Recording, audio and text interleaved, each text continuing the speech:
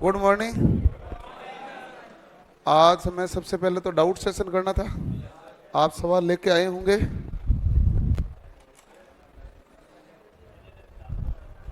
Okay. यदि कोई भी सवाल लेके आए हो तो निश्चित रूप से आगे भेज दो। ये करा तो मैं ले लूंगा, आप पास में रख लो, ठीक है।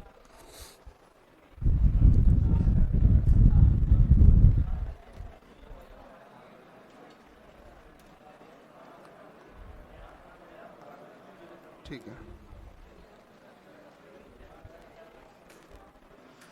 एक सवाल है,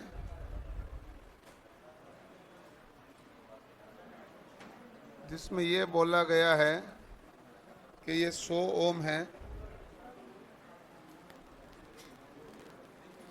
ये भी 100 ओम है।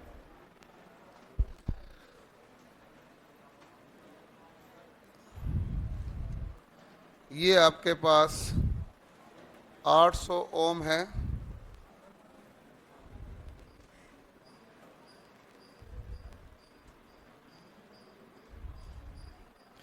ये 200 ओम है।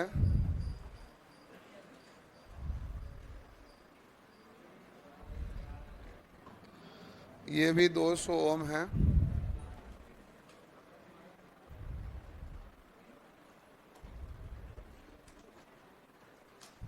ये 800 ओम है।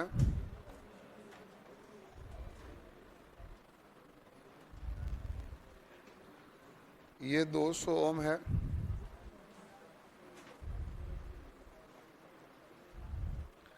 ये 200 ओम है। और ये हमारे पास 400 ओम है। ये हमारे पास वैल्यू है। क्लियर? पूछा है कि इन दोनों सिरों के प्रतिरोध कितना है। आसान सवाल है। इसका उत्तर 600 ओम होगा। चेक करो फटाफट, पर्सन नोट तो कर लो। मैं इसका जो सॉल्यूशन करूंगा तो मैं डाउट सेशन के हिसाब से करूंगा, तो मैं इसी चित्र के अंदर काट छांट करूंगा, मतलब बार बार नया नहीं बनाऊंगा। ठीक है ना?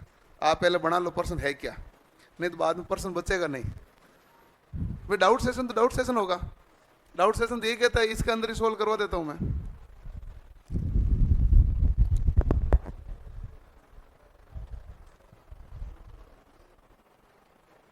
वो कहाँ गया? क्यों?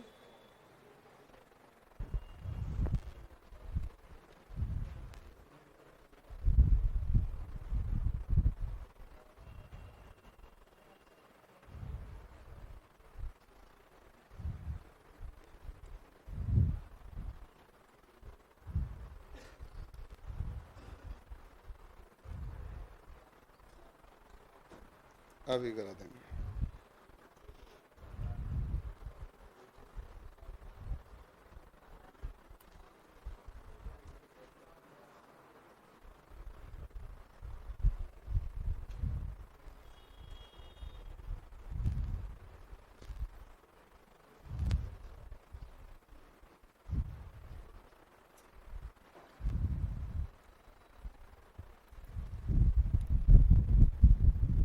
पर्सन लिख लिया भाई? अब देखो पर्सन लिख लिया, मैं इसी के अंदर सॉल्यूशन करा रहा हूं, ध्यान से देखना। ये 200, 400 और ये 200, ये तीनों कौन से क्रम में है? श्रेणी क्रम में। यदि ये तीनों ही श्रेणी क्रम में है तो आप मुझे ये बता सकते हैं कि यहां तक प्रतिरोध का मान कितना आ जाएगा। इधर इधर कितना हो जाएगा मान? 200, 400, 600 और 200 कितना हो गया? 800। तो ये डॉट वाली लाइन है, यहां तक टोटल प्रतिरोध कितना आया? 800। ठीक है। अब मैं एक और डॉट वाली लाइन बना रहा हूं, ध्यान से देखना भाई। अब बताओ, यहां पर आओगे तो एक तो यहां तक 800 आया और एक ये क्या है? 800। तो 800 और 800 कौन से क्रम में है? समांतर में। और 800 और 800 समांतर क्रम में होते हैं तो कुल प्रतिरोध का मान कितना आएगा? 400। आधा आ जाता है। आप चाहें तो R1 गुणा R2 बटा R1 प्लस R2 से कर लो। कितना आ गया? 400। तो यहां तक मान आ गया 400। अब यहां तक मान 400 आ गया, तो फिर देखो 200 और ये डॉट वाले 400 और ये 200 कितना हो गए वापस 800। तो ये हो गए वापस कितना हो गया भाई 800। तो यहां तक प्रतिरोध का मान कितना आ गया 800। और यहां पर क्या आ जाएगा, ये तो डॉट डॉट 800 है और ये भी क्या है 800। तो बताइए 800 और 800 कौन से क्रम में है, समांतर। ठीक है, तो वापस ये 800 और 800 समांतर क्रम में आया, तो बताओ मान कितना आएगा 400। ठीक है, जब ये 400 हो गए डॉट डॉट वाला, तो 100 400 और 100 बताओ कुल मिला के कितना आया 600। तो 100 प्लस 400 प्लस 100 बराबर 600। ठीक है, सिंपल ही था। आपको परीक्षा में भी इतना ही टाइम लगता है, दिखने में बड़ा दिखता है सवाल। परीक्षा में टाइम तो इतना ही लगता है ना। परीक्षा में कौन सा हमें बार बार चित्र बना के देखना है। 200 और 400 200 600 और 200 कितना हुआ 800। इस 800 की 800 क्या है समांतर क्रम में, रिजल्टेंट कितना है 400। तो ये आया यहाँ पर हो गए 400 200 600 और 200 800। वापस 800 का 800 क्या आएगा समांतर क्रम में, वापस क्या हो गए 400 100 400 और 100 कितना हो गए 600। अब कैसे लिखोगे देख लो। मैंने डाउट की तरह समझाया जाता है, वैसे कायदा यही कहता है। डाउट सेशन तो डाउट सेशन की तरह होता है। डाउट सेशन मतलब आपको बेसिक तो कुछ पता है लेकिन आप इसमें फंस गए हैं। डाउट सेशन मतलब तो ये है ना।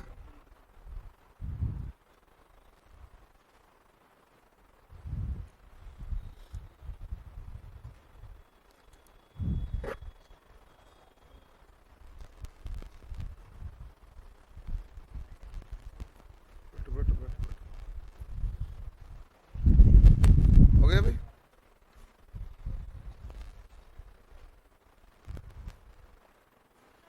लिख लिया कि लिख रहे हो, लिखा हुआ पर्सन पहले ही था, वही था उसमें। तो आपको लॉजिक समझ में आना चाहिए हुआ कैसे। डाउट सेशन का तात्पर्य यही है ना भाई। अब मैं एक इनका सवाल है, ओम का नियम एसी व एसी पर लागू होने की क्या विशेषता है। क्या ओम का नियम एसी पर लगता है, हाँ लगता है। तो एसी पर लागू होने की विशेषता क्या, एसी पर लागू होने की विशेषता यह है कि हमें एसी में क्या चाहिए प्रतिबाधा चाहिए होती है। एसी में हमें क्या चाहिए, तो एसी में हमें प्रतिबाधा चाहिए। इससे अच्छा ना वो उधर चिपकी हुई है, आप इसमें एक बीच में गली बन के इधर से निकल जाओ, इधर बैठ जाओ।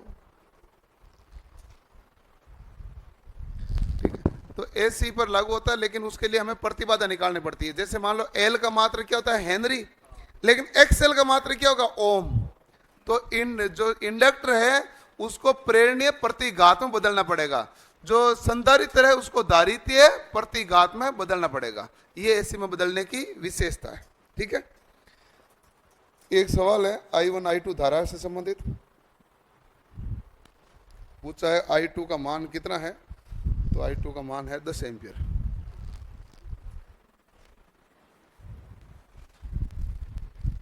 क्वेश्चन है, सॉरी 10 है क्या है वो देखना भी ध्यान से, 10 होगा कि नहीं होगा।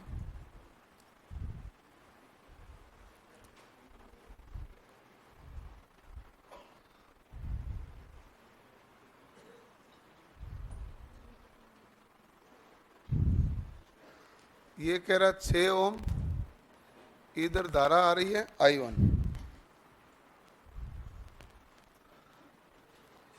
इधर धारा आएगी I2, और प्रश्न देने वाले ने ये प्रतिरोध बताया नहीं है मुझे। ठीक है, और मेरे से ये पूछा है कि आप I2 का मान बता दो। तो मेरे पास इतनी क्षमता है नहीं, डाटा की उपलब्धता नहीं होने के कारण ये सवाल सॉल्व नहीं हो सकता। डाटा की उपलब्धता नहीं ना, डाटा बिना मैं कहाँ से करूँगा, इसमें डाटा कम है। जहाँ से भी पर्सन लिया गया है पर्सन ठीक है, लेकिन यहाँ का प्रतिरोध का मान होना चाहिए। प्रतिरोध का मान होगा तो मैंने सवाल आपको करा रखा है, या तो आप वोल्टेज बराबर से कर लो या करंट डिवीजन के रूल से कर लो। करंट डिवीजन रूल भी तो कराया, उससे कर लो या बराबर से कर लो, दोनों से होता है, लेकिन प्रतिरोध का मान दिया जाता है। तो जहाँ से भी आपने प्रश्न उठाया या तो वो खा गए या आप खा गए।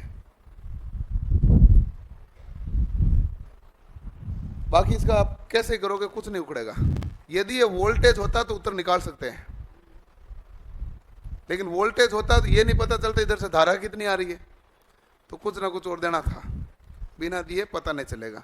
अब मैं यहाँ 2 एम्पियर प्रवाहित नहीं करा सकता क्योंकि 12 एम्पियर है। इसने वोल्ट कहता तो मैं ही कहता 12 वोल्ट होता, तो 12 एम्पियर है। इसलिए आप इसकी वैल्यू को नहीं डिफाइन कर सकते। क्या कर लेंगे डिफाइन?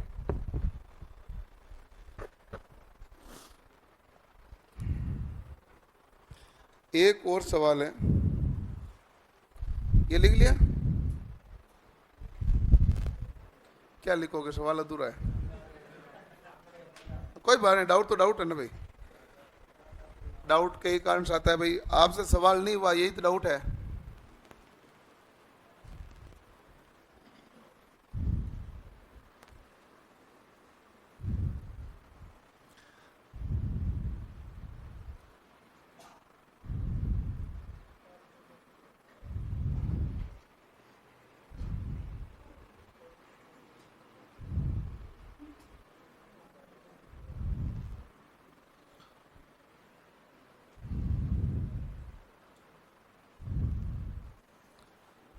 बीस ओम,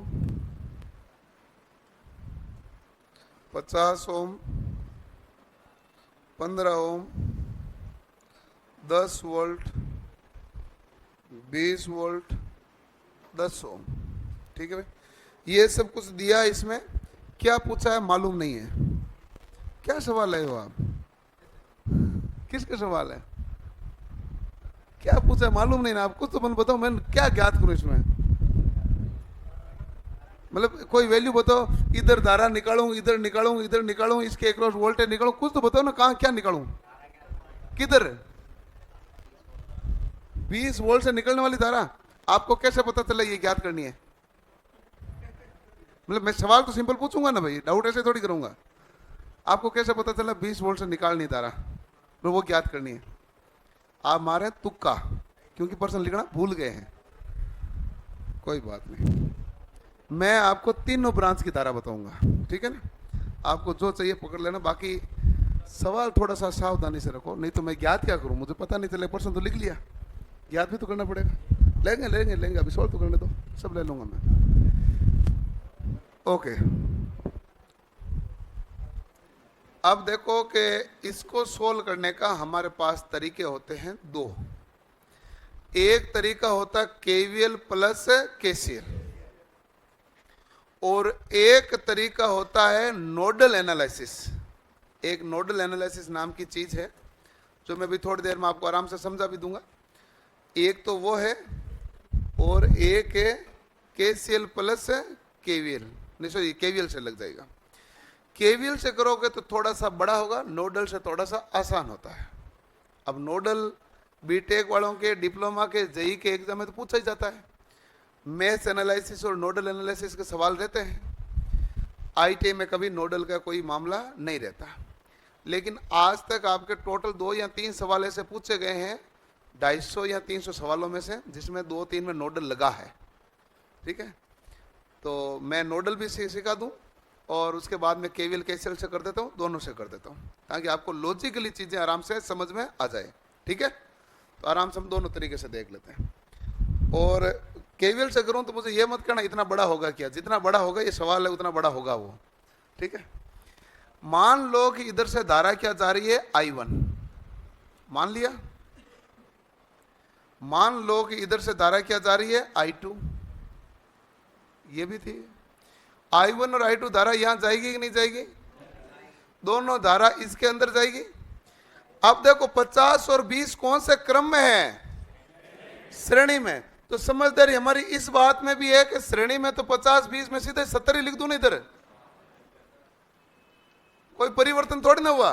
जब मुझे केवल धारा ही पूछ रहा है तो कोई परिवर्तन तो हुआ ही नहीं है भाई। 50 और 20 कौन से क्रम में था? श्रेणी।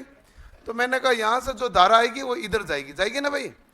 और धारा कितनी जाएगी? I1 plus I2। कोई दिक्कत नहीं है, ठीक है। I1 प्लस I2 कह दो, या मैं इसको एक धारा का नाम दे दूं। मान लो मैं कहता हूं ये धारा है I क्या है? I1 plus I2। अब देखो, अब आप बताओ I1 प्लस I2 बराबर क्या होगा भाई? I। धारा क्या होता है? धारा होता है विभवांतर बटा प्रतिरोध, यानी विभव का अंतर बटा क्या करोगे? प्रतिरोध। यहां का वोल्टेज हमें पता नहीं, तो इसको मैंने वोल्टेज को मान लिया V। ध्यान से नोडल लगाना सिखा रहा हूं। और ये बिंदु क्या होता है? ग्राउंड करना पड़ता है। कर दिया। अब बताओ 20 माइनस V, वोल्टेज का अंतर कितना है? जैसे मान लो इधर मेरे पास 20 वोल्ट है, इधर मेरे पास 5 वोल्ट है, ये 2 ओम है। तो धारा कितनी जाएगी? तो आप क्या कहेंगे? 20 माइनस 5 बटा 2। विभवांतर बटा प्रतिरोध होता है कि नहीं होता है? ठीक है। तो 20 माइनस 5 यानी विभवांतर बटा क्या है? प्रतिरोध। ओके। अब देखो I1 प्लस I2 है मामला। अब हमारे पास I1 का मान क्या है? तो आप लिखेंगे 20 माइनस V बटा प्रतिरोध कितना है? 10 प्लस यहां से धारा आएगी तो कितना आएगी भाई? I2 क्या है? 10 माइनस V बटा कितना है? 15 बराबर बराबर हमारे पास देखो ये धारा इधर जा रही है, तो V माइनस में तो क्या है? ग्राउंड है 0 बटा क्या हो गया? 70। I क्या हो गया भाई? V माइनस 0 बटा 70। ठीक है, ये इन्होंने वैल्यू दे दी। अब इसमें पूरे समीकरण को सोल्व करोगे तो आपके पास क्या मान मिल जाएगा? V का मान तो निकाल सकते हैं, तो कर लो सोल्व। कैसे करोगे? हैं? एलसीएम ले लोगे। ठीक है भाई, एलसीएम ले लोगे तो टोटल कुल मिला के आपके पास एलसीएम आएगा कितना? 30। मैं आपको एलसीएम लेने का एक और तरीका बताऊं जो आपके गणना के लिए आगे अच्छा आएगा। 10, 15 और 70 पूरे का एलसीएम ले लो, कितना आया? 210। आप चेक कर लो, इधर 30 आया, इधर 70 आया। 30 का 70 का दोनों का भाग किस में जाएगा? 210 में जाएगा। 3 का 7 का किस में जाएगा? 21 में। 0 तो 0 जोड़ दो, 210 ले लिया। अब मैं तो यहाँ तो आपको पहली बार तो एक एक पॉइंट करके दिखाऊंगा, बाद में आपको 210 लेने का मतलब 210 लेने का मतलब है 210 से पूरे समीकरण को क्या करना पड़ेगा? गुणा। ठीक है। अब देखो आपके पास क्या आया? ये सोल्व करने का तरीका है जो आसान है, एलसीएम से थोड़ा इजी पड़ेगा आगे जाके। माइन गुणा क्या आ गया? 210 प्लस 10 माइनस V बटा 15 गुणा 210 बराबर V बटा 70 गुणा पूरे समीकरण को 210 से गुणा करने मतलब तो यही हुआ। अब देख लो 0 से 0 क्या हो गया? कट गया, काटो। 21 को 2 से गुणा किया, कितना है? 42। 420 माइनस क्या है? 21V। 15 से इसको काटा, तो 15 से काटोगे तो कितना जाएगा भाई? पहले तो काट के देख लो, 14 बार जाएगा। 14 को 10 से गुणा किया तो कितना है? 140। 140 माइनस क्या है? 14V। और इसको काटो तो कितनी बार गया? 3 बार, तो बराबर कितना है? 3V। ठीक है। 21 और 14 ये माइनस के उधर गए, क्या हो गया? प्लस का, और ये जुड़ जाएगा 4, 560 हो गया। 560 बराबर क्या है? 3V प्लस 14V प्लस का कितना हो गया? 21V। तो 21 और 3 कितना हो गए? 24। 24 और 14 कितना हो गया? 38। तो 560 बराबर क्या हो गया? 38V। ठीक है, सॉरी 38 ये 560 है ना? ठीक है। तो V बराबर क्या आ गया? 560 बटा 38। 2 से काटोगे तो कितना आएगा? 280 बटा 19। ये है वोल्टेज का मान। अब वोल्टेज का मान आया, मुझे कहा इसमें धारा बताओ, तो मैं बता सकता हूं इसमें धारा क्या है? I है कि नहीं है? इसमें धारा क्या है? I। बताओ I बराबर मैंने क्या लिखा? V बटा 70। क्या लिखा है? V बटा 70। बताओ V का मान कितना आया? 280 बटा 19। भाग किसका जाएगा? 70 का। काटोगे तो कितनी बार जाएगा? 4 बार।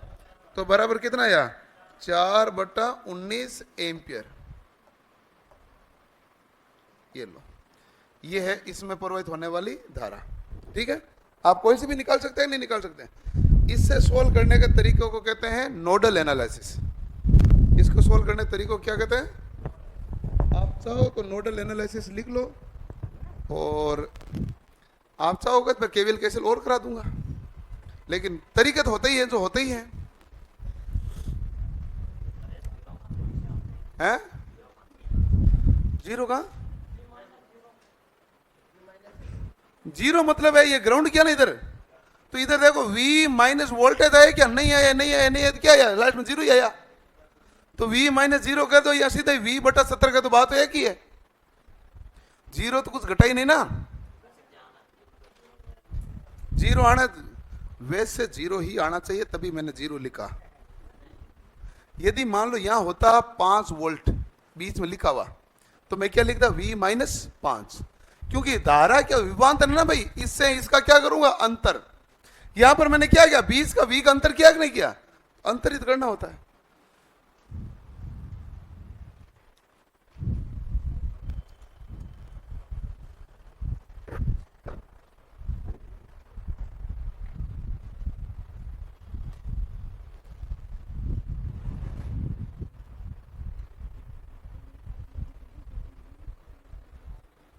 केवीएल लगाओगे तो 2 समीकरण बनेगा, और उसके बाद 2 समीकरणों को हल करना पड़ेगा। यह है सिंपल लॉजिक।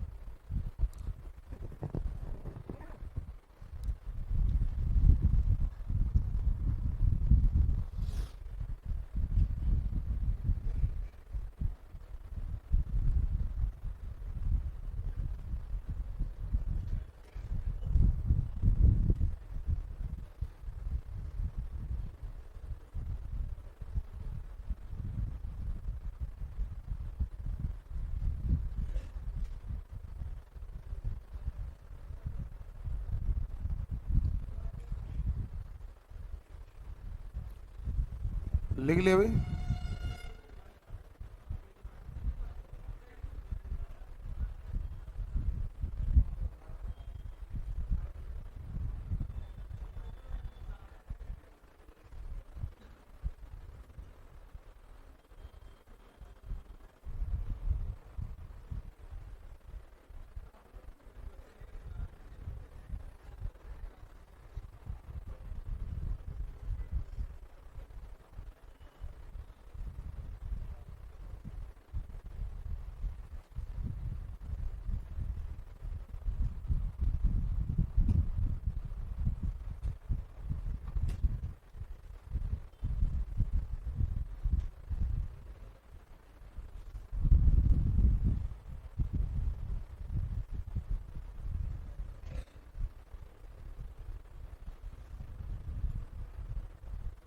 हो गया?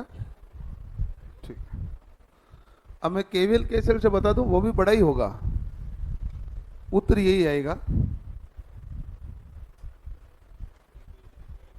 है ये ठीक है, लेकिन कईयों को लगेगा पता नहीं ये क्या बना दिया, बड़ा बना दिया, हमारा केवीएल ही ठीक है। तो केवीएल एक बार बताऊंगा तो फिर ये कंफर्म हो जाए ये ठीक है। केवीएल में क्या है कि केवीएल मुझे तो इक्वेशन लगा के आपको देनी है, मैं कहूंगा 2 समीकरण है, 2 वेरिएबल निकाल लो, उसके बाद तो गणित है ना भाई, और वो भी बीज गणित। बीज गणित कहती है 5x + 3y = 40, 2x + 6y = 60।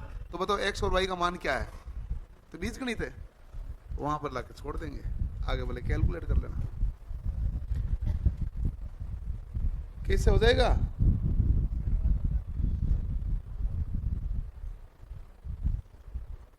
चलो अब देखो आगे।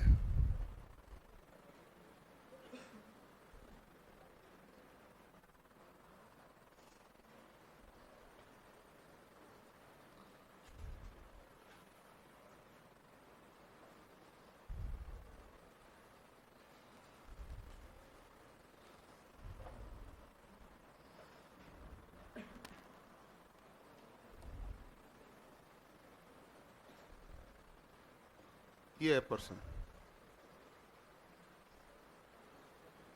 यही है, ठीक है। अब देखो मैं सबसे पहले निशान लगा दूं केवीएल केसीएल के लिए। आप बताओ ये प्लस आएगा, ये क्या है माइनस, ये प्लस ये माइनस, ये प्लस ये माइनस, ये प्लस ये माइनस, ये प्लस ये माइनस, कोई दिक्कत नहीं। अब मैं एक इक्वेशन तो ऐसे लगा दूं इसमें और एक इक्वेशन लगा दूं इसमें, देख लेना दोनों। यहां से निकल गई तो सबसे पहले बाहर निकल निशान क्या आएगा, प्लस का 20 आया, माइनस का क्या आया 10 गुणा I1, धारा तो I1 बह रही ना 10 में, इधर बाहर निकलोगे निशान क्या आएगा प्लस का 15 क्या है I2, माइनस का क्या है 10 बराबर क्या होगा 0। अब देखो हम I1 और I2 को उधर भेज देते हैं तो 20 में से 10 घटाए तो कितना आया 10 बराबर क्या आया 10 I1 plus 15 I2 minus 15 I2 minus का 15 I2, ठीक है। एक समीकरण तो बना मेरे पास ये। दूसरा यहां से मैं कैलकुलेट कर रहा हूं, देखो बाहर निकलने पर क्या आएगा प्लस का 10 माइनस का 15 क्या है I2 माइनस का 70 I है कि नहीं है, I बराबर क्या होता है I1 प्लस बराबर 0, ठीक है। अब मैं उनको भेजूंगा उधर तो 10 बराबर 70 I1 plus 70 I2 plus 15 I2,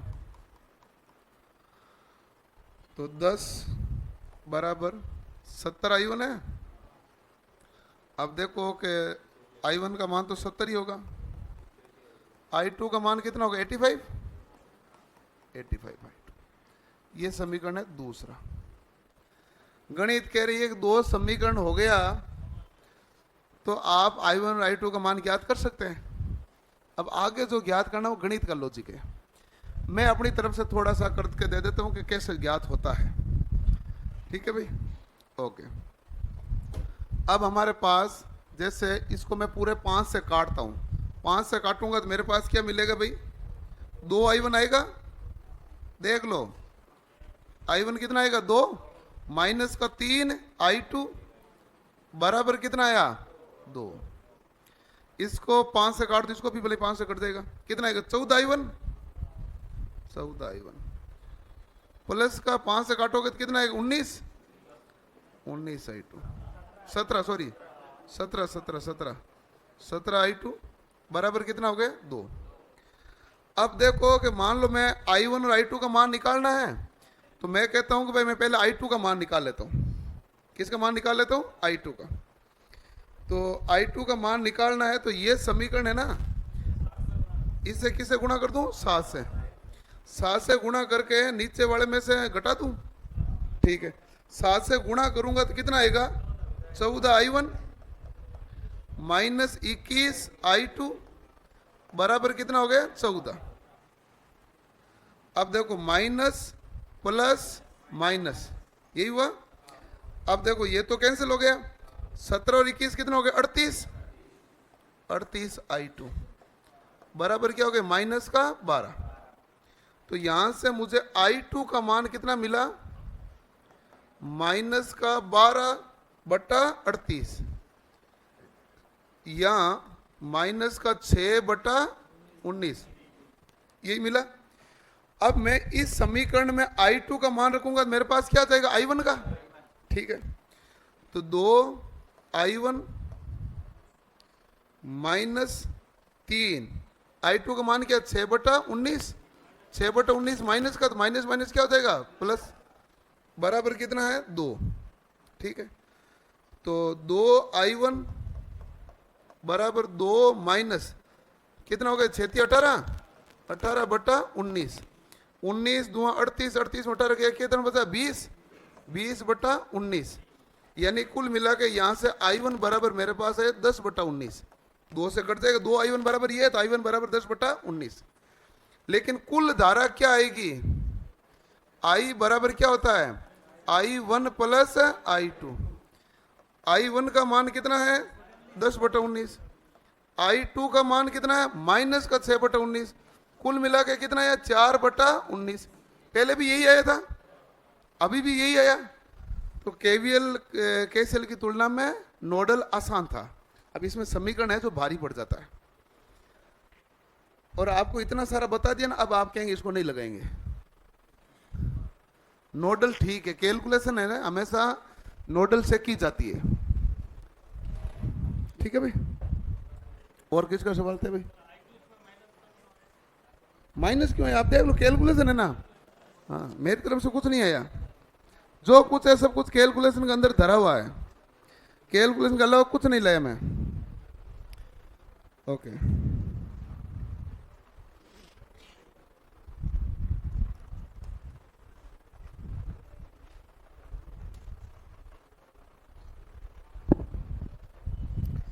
A B में प्रवाहित धारा का मान क्या है, ये रामबाण से सवाल है। रामबाण में इसका आंसर की में मिस्टेक थी, आपका पता नहीं 0.75 या 1.75 जो भी आया होगा, किसका था ये, आपको कोई आया था क्या मान, वो सही था। रामबाण में ये सॉल्यूशन मिस्टेक किया हुआ है, और ये लेफ्ट साइड के पेज में सबसे नीचे सवाल है, तो जो आपका आया फिर मैं क्या ही करूँ इसको, आसान है, टफ नहीं है, केवल आपको उत्तर मैच नहीं किया इसलिए आपका ये सवाल ये आया था। एक 3 नंबर सवाल है, ये रामबाण में डीसी थ्योरी में सबसे लास्ट सवाल है, 253 नंबर आई थिंक। ठीक है, ये सवाल आया यूपी आरवीएनएल के एग्जाम में, आज तक केवल उसी में आया हुआ है, इसके अलावा किसी में नहीं आया। इस सवाल को सोल्व करने के लिए मुझे आपके कॉपी का 1.5 पेज का डेरिवेशन लगता है, तब जाके ये सवाल सोल्व होता है। इसलिए मैं हर पेज में कहता हूँ इस सवाल को छोड़ देना उचित रहेगा, क्योंकि यहाँ पर पी ज्ञात करवा रहा है, यहाँ पर क्या दिया, पी। और कई बार बच्चों ने कहा कि नहीं करके दिखाओ, तो फिर मैंने करके दिखाया है, लेकिन आधा घंटा लगता है, करके हम दिखा देते हैं, वो कोई दिक्कत नहीं। हाँ, तो मैं पहले बता देता हूँ ना, क्योंकि मैं चेतावनी भी दे देता हूँ। मुझे पता है ये सवाल कहाँ है, क्या है। ये सवाल डीसी थ्योरी में सबसे लास्ट है, या सेकंड लास्ट है, आई थिंक 253 नंबर सवाल है, ऐसा कुछ है, 53 है, 253 नहीं होना चाहिए, 83 नहीं, 53 ऐसा ही है। हाँ, ये कन्फर्म है, यूपी आरवीएनएल की परीक्षा का सवाल है ये। एक सवाल है इनका, और ये सवाल लॉजिकली अच्छा है, ये रामायण में साहित्य तक नहीं है मेरे हिसाब से तो, बट सवाल लॉजिकल अच्छा है। अरे कोई बात नहीं, आपके क्या क्या आते हैं मैं बता दूंगा ना।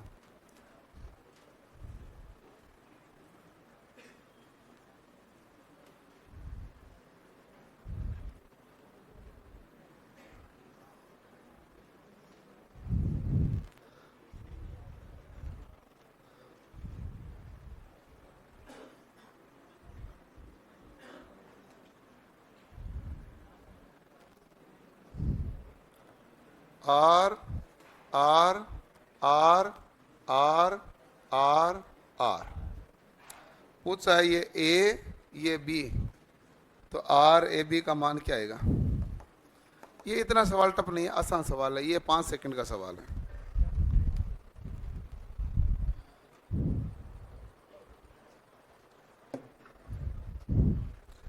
सबसे पहली बात तो इसको सवाल को देख तो आपको तनाव लेना नहीं, व्हीट स्टोन ब्रिज का है कि नहीं है। आमने सामने की भुजाओं का गुणा क्या होगा, बराबर। और मैंने आपको ये बताया व्हीट स्टोन भुजाएं सभी यदि बराबर मान का है तो वही उत्तर आएगा। मैंने साहित्य का ऑप्शन करे थे 5 5 5 ओम लिखा, उत्तर क्या आएगा 5, 20 20 20 ओम लिखा, उत्तर क्या आएगा 20। तो ये आर आर लिखा तो उत्तर क्या आएगा आर। चाहो तो चेक कर लेना, व्हीट ईस्टर्न ब्रिज से। ठीक है, ये यदि आर आ गया, अब तो परिपथ आसान हो गया। वो कह रहा है ये आर और ये आर दोनों कौन से क्रम में, समांतर में, तो बताओ क्या होगा, आर बटा 2। श्रेणी में होता तो क्या होता, 2r, समांतर में तो r बटा 2। ये उत्तर। ये व्हीट ईस्टर्न ब्रिज का मैंने करा रखा आपको सवाल, एक व्हीट ईस्टर्न में कराए ना, मैंने कहा सभी प्रतिरोध बराबर माप के हैं, सभी प्रतिरोध बराबर माप के हैं, तो जो प्रतिरोध दिया गया वही उसका उत्तर है। देखो इस सवाल, ये सवाल भी परीक्षा में आया हुआ है। इस सवाल में एक लफड़ा है, मैं बताऊं आपको कि इसमें यह नहीं पता चल रहा यहां पर ये कनेक्शन जुड़ रहा है कि नहीं जुड़ रहा है। ये परीक्षा में आया हुआ सवाल है, किसका है ये, परीक्षा में आया हुआ सवाल है, ये कंफर्म है, लेकिन इसमें ये दिक्कत है, ये कनेक्शन जुड़ा हुआ है कि नहीं ये पता नहीं चल रहा, इसलिए सवाल करने में दिक्कत आती है, हैं? अरे कनेक्शन जुड़ा का मतलब ये नहीं है, मैं तो बताऊं ना सवाल आया हुआ, मुझे तो सब सवाल का पता रहता है। अरे मैं जानता हूं भाई सवाल को, मेरा काम है ये। मैं आपको ये कहता हूं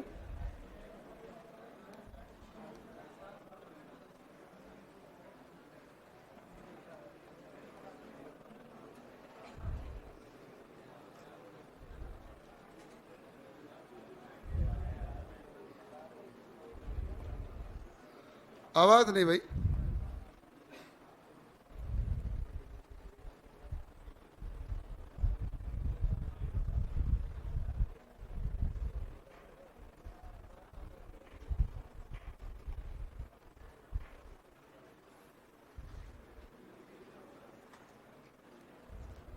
ठीक है। ये ए है, ये बी है, और उनको यहां पर आर ए बी का मान चाहिए। ये लो पढ़ते, एक बार सवाल देख लो आप, यही है क्या, किसका है? इस पर्ची को पढ़ो एक बार, पर्ची दो, पर्ची को पढ़ो आप। बी के नीचे कितना प्रतिरोध लिखा हुआ है, हैं? हाँ ऐसा लिखा हुआ था ऐसे, तो मैं मर्जी से कहां से लिखता बता। अब कितना है, 8 ओम, 8 ओम, ठीक है, कोई दिक्कत नहीं, मुझे इसमें कोई आपत्ति नहीं है। अब मैं बताऊं इसमें लफड़ा, मैं जो कह रहा हूं इसमें क्या लफड़ा चल रहा था वो बता देता हूं। ये यहां पर जुड़ा हुआ, ये सही बात है, ये यहां पर भी जुड़ा हुआ है, सही बात है, ये यहां पर भी जुड़ा हुआ है, सही बात है, यहां पर भी जुड़ा हुआ, सही बात है। ये यहां पर जुड़ा हुआ है कि जंपर है, तो कायदे से जंपर ही होना चाहिए, तो मैं इसको जंपर मान के काम करूंगा। जंपर का मतलब ये तार यहां जुड़ा हुआ नहीं है, ये यहां से इस प्रकार जाएगा इधर से, सही बात है कि नहीं है? आपस में टच नहीं करेगा, टच करेगा तो शॉर्ट हो जाएगा, टच करेगा तो उत्तर सीधा 10 ओम हो जाता है, बाकी 0 हो जाता है, इसलिए इस प्रकार करेंगे। अब देखो कि जब ये जुड़ा हुआ नहीं है, तो अब आप करो, इस बी वाले मुंह को पकड़ो, सोचना, इसको पकड़ के खींचो, इधर ले आओ, इधर ले आओगे तो ये आपके पास मान सीधा हो जाएगा। सबसे पहले मैं सरल करता हूं, थोड़ा सा सरल कर देता हूं। ये 15 और 10 क्या है, दोनों कौन से में, श्रेणी में, तो मैं इसको क्या कर दूं, 25, मैं ताकि आपको टिपिकल नहीं रहने देता, ये कर दिया मैंने 25, ठीक है। ये 10 और 40 कौन से क्रम में है, श्रेणी में, तो इसको मैं क्या कर दूं, 50, ये कर दिया मैंने 50। 30 और 30 कौन से क्रम में है भाई, तो इसका मान क्या कर दूं, 60, ये मान कर दिया मैंने 60। अब ठीक है, कोई दिक्कत नहीं है, ठीक है। अब देखो कि जहां 2 ओम है उसको 2 ओम ही रहने दो, ये यही कहता है, ठीक है। ये कहता है कि हमारे पास इसको पकड़ के इस प्रकार हम खींच रहे हैं, ठीक है, तो ये यहां से मैं इस पॉइंट का नाम भी दे दूं ना भले, मैं कहता हूं ये नाम है ए, ये नाम क्या है बी, ये नाम क्या है सी, और ये नाम क्या है डी। सॉरी बी कैसे दे दिया, ए बी सी दे नहीं सकता ना, ए बी तो पहले दे रखा है,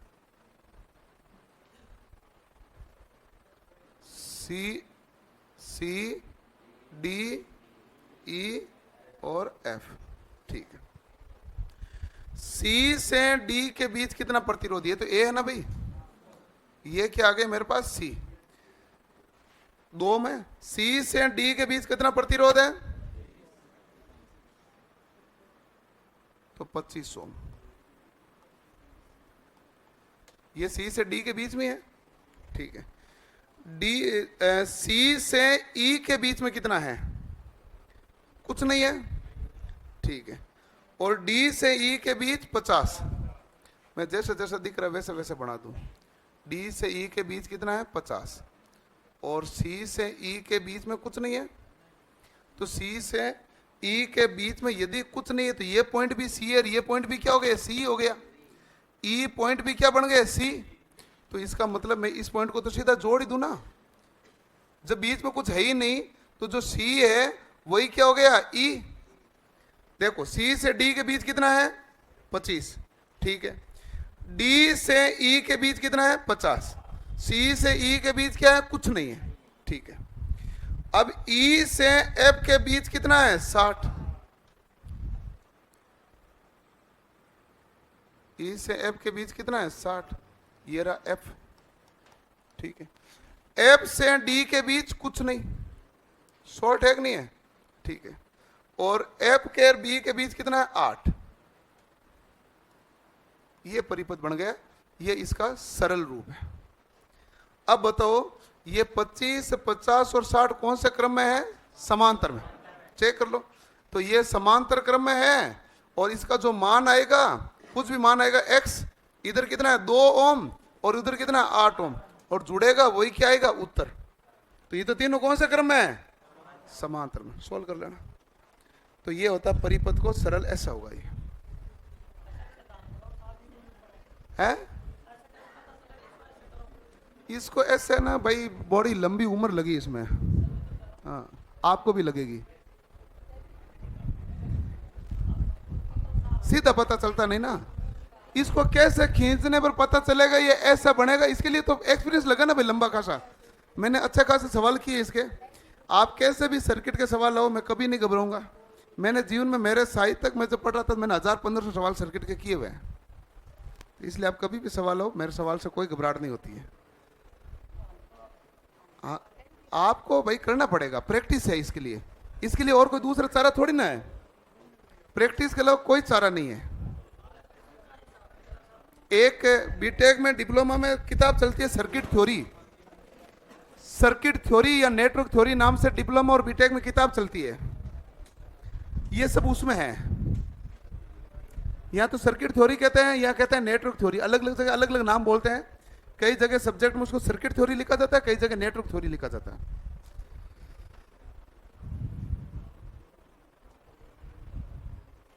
विषय डाउट नहीं आता है, ऐसी किताब हो तो जिसे हम पर्सन प्रैक्टिस कर सके। रामबाण,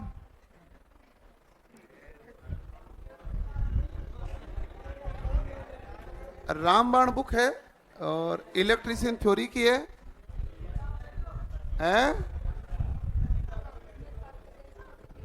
नहीं पर्सन ये था कि किताब का नाम बताओ, तो मैंने बता दिया है।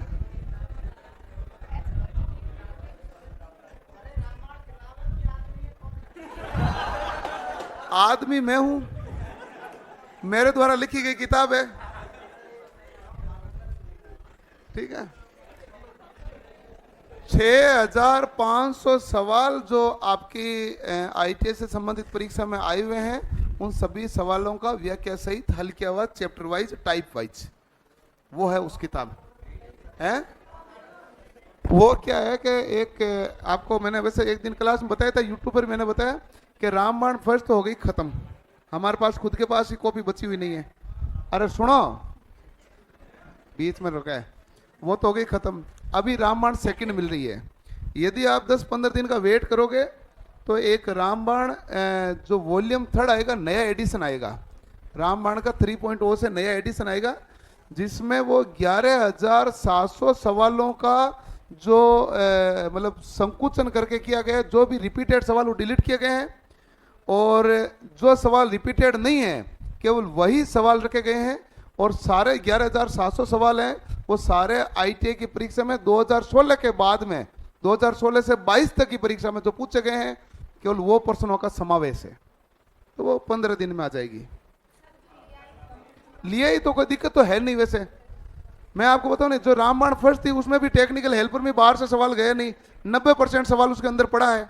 आप कोई भी यदि एग्जाम आपने डीआरडीओ का दिया तो भी 90% उसमें पड़ा है। आपने अभी सीआईटीएस का एग्जाम दिया है तो लगभग 100% उसके अंदर पड़ा है। ठीक है, हाँ। तो अब की बार रामबाण 3.0 लाने का मकसद है कि 90% क्यों आए, उसमें 95-98% उसमें से ही आए। बाकी आप कोई से भी एग्जाम आपने दिए हो 2022 में तो सब में 90% सवाल उसमें पड़े हैं। ये प्रमाणिकता है उस बुक की। हैं रिपीटेड सारे हटा रहे हैं, सारे। जैसे मैं आपको बताऊं उसकी बुक की झलक, कल मैंने शाम को टॉपिक कराया था अर्थिंग कराया था, तो मैंने ना उसमें रिपीट सवाल एक नहीं रखा, लेकिन हर सवाल देखो किस अलग अलग तरीके से पूछा जाता है वो सवाल दिखाया था। रिपीट सवाल एक ही नहीं दिखाया, सिंगल सवाल रिपीट नहीं था कल वाले में, लेकिन हर सवाल ये था कि एक ही सवाल को किस अलग अलग तरीके से पूछे जा सकते हैं। क्योंकि आपको किताब क्यों चाहिए, क्योंकि सवाल परीक्षा में समझ में नहीं आता। थ्योरी पढ़ लेते हैं ना तो वहां लफड़ा ये आता है कि सवाल परीक्षा में समझ में आता है कि सवाल कैसे पूछता है। इसलिए आपको क्या चाहिए, बुक। और वो भी बुक आपको थ्योरी की बुक तो चाहिए, आवाज नहीं, थ्योरी की बुक तो आपको चाहिए है नहीं। वो मैंने आपको पहले ही बताया, आपको कभी भी न मैं कभी नोट्स देता हूं और न कभी मैं कहता हूं कि आपको थ्योरी बुक या नोट्स की आवश्यकता है। मैं हमेशा कहता हूं आपकी जो कॉपी में लिखा गया है वो सबसे सर्वश्रेष्ठ है, उतना किसी के अंदर है ही नहीं। और ये जो डाउट सवाल ही इसलिए लिए जाते हैं कि डीसी, थ्योरी और प्रतिरोध बहुत इंपॉर्टेंट चैप्टर है जो न्यूमेरिकल की नींव रखते हैं। इससे न्यूमेरिकल की नींव बनती है, तो नींव कमजोर रह जाएगी तो आगे वाले न्यूमेरिकल तो वैसे भी हैंडल नहीं होते हैं, इसलिए हम इस सवालों को लेते हैं। अब बताओ क्या पूछ रहे थे? किताब? हाँ, क्या पूछ रहे हो? मतलब सवाल क्या आगे है? रामबाण बुक है जो मार्केट में अवेलेबल होती है, वहां मिलती है। वहां नहीं मिलती है तो ऑफिस वाले पैसे लेके देते हैं। मैं तो देखो, अरे आवाज नहीं भाई, मैं मेरे मामले मैंने स्पष्ट कहा है, मैंने आज तक कभी टेक्निकल की किसी को भी ऐसे कोई किताब विताब देने का काम किया है नहीं। मैंने सेमिनार के दिन भी बताया था, और आपके पास सेमिनार पड़ा होगा, जाकर देख लेना। मैंने कभी ट्रेड के नोट्स तक नहीं दिए, आज 2014 से अब तक पढ़ा रहा हूँ। कभी भी इतने साल में मैंने किसी भी बैच में ट्रेड के नोट्स नहीं दिए, और नहीं मेरी देने की कभी इच्छा है। इसका कारण है कि तुम आईटीआई से बिना पढ़े आते हो। जब तक तुम्हें मैं नहीं लिखूंगा तब तक तुम्हें कुछ भी पढ़ना नहीं पड़ेगा। नोट्स भले लेके घूमो, नोट्स का कुछ बटना नहीं है। यदि नोट्स में सब कुछ हो जाता चीजें तो फिर क्या है कि आपको दिक्कत आती नहीं ना, आप बैठ के पढ़ ही लेते, उससे कुछ भी पल्ले नहीं पड़ता। नोट्स में नोट्स आप खुद लिखोगे फिर पढ़ोगे तो ही पल्ले पड़ता। टेक्निकल की खास बात है, केवल आपके आईटीआई की नहीं है, जूनियर इंजीनियर में भी यही खास बात है और गेट में भी यही खास बात है। यानी कि कोई भी टेक्निकल एग्जाम हो, चाहे जेईई दो चाहे जेई दो, कोई एग्जाम दो, टेक्निकल नोट्स आपको खुद को बनाना पड़ेगा, वही नोट्स आपका काम आएगा। सवाल नोट्स के बाहर नहीं आता है, ये श्योर है। चाहो तो आप उससे पहले वाला परीक्षा वाला चेक कर लेना। मैं सवाल कर दूं अब, और क्या सवाल है, किसका है?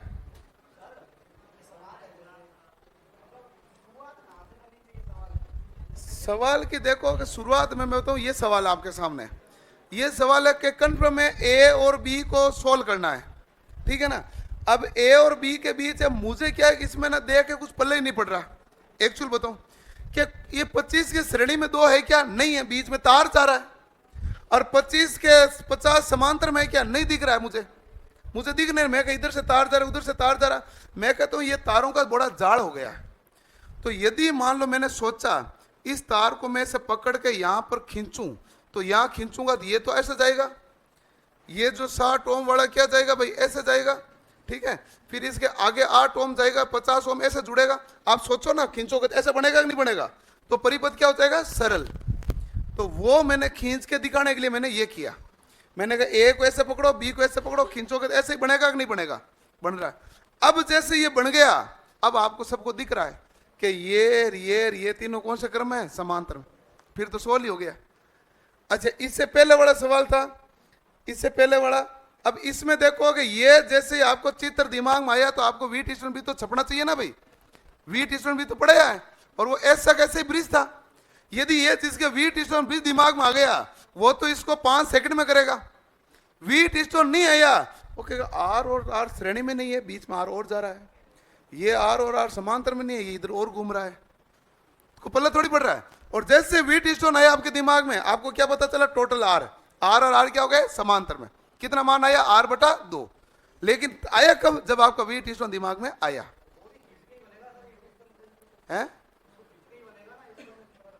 व्हीट स्टोन ब्रिज ये तो बैलेंस ही है, वैसे ब्रिज बना हुआ है, इसमें तो कोई खींचने वाला मामला ही नहीं, बैलेंस तो बना हुआ ना। आमने सामने वाली भुजाओं का गुणा क्या होना चाहिए, बराबर, तो वो तो हो ही रहा है, तो खींचने की आवश्यकता ही नहीं, तो सीधे दिख रहा है, तो वहां से सरल हो गया। मैंने वहां सरल करके दिखाया व्हीट स्टोन पूरा।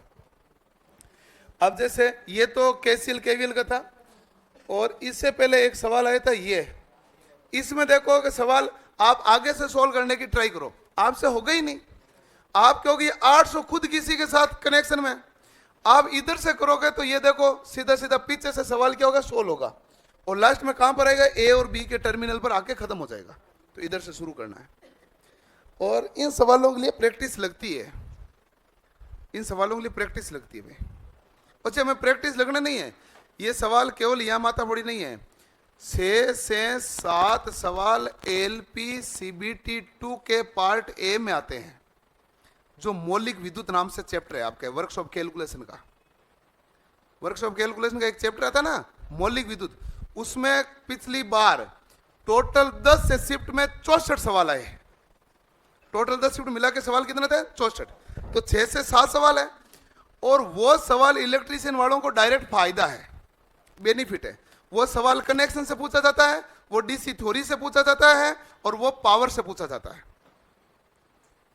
तो ये सवाल ढंग से करोगे तो 6-7 नंबर का पार्ट ए में से सीधा फायदा भी हो रहा है। और आपको यदि ये वहम है कि उधर सवाल आसान पूछा जा रहा है, तो मैं आपको दिखा दूं 1-2 खोल के, हाँ दिखा देते हैं, इसमें कोई दिक्कत नहीं है, हैं? अरे सवाल तो यही ना, चैप्टर तो यही है। वहां पर जाकर हम कहेंगे मौलिक विद्युत नाम लिखो, तो नाम मौलिक विद्युत लिख के चाहिए तो वापस यही पढ़ानी पड़ेगी, सवाल तो यही रहेगा।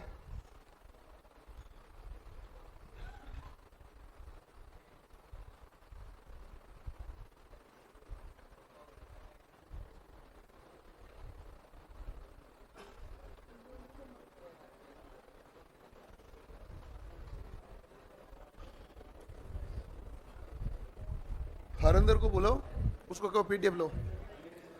आप कहाँ चैटिंग लगे रहते हो व्हाट्सएप में?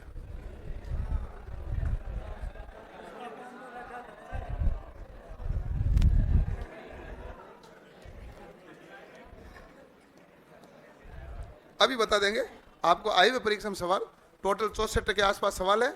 10 शिफ्ट में परीक्षा हुई थी एएलपी सीबीटी 2 की पिछली बार। 21 जनवरी को 21 जनवरी 2019 3 शिफ्ट, 22 जनवरी 2019 3 शिफ्ट, 23 जनवरी 2019 3 शिफ्ट, 8 फरवरी 2019 1 शिफ्ट।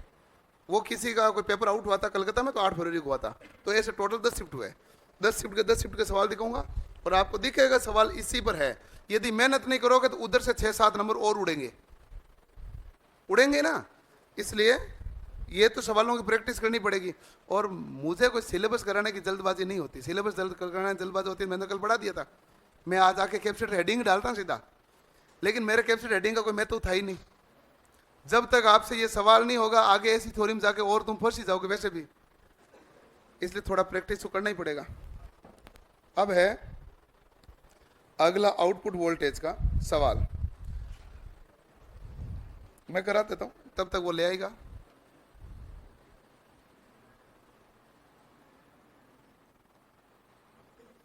ये कह रहा है 1 किलो ओम है, ठीक है। ये क्या कह रहा है 4 किलो ओम है। ये कह रहा है ये वी आउटपुट है, ये क्या है ग्राउंड, और ये वी इनपुट है, इधर 10 वोल्ट है, ठीक है भाई। अब पूछा है कि आउटपुट का मान कितना है।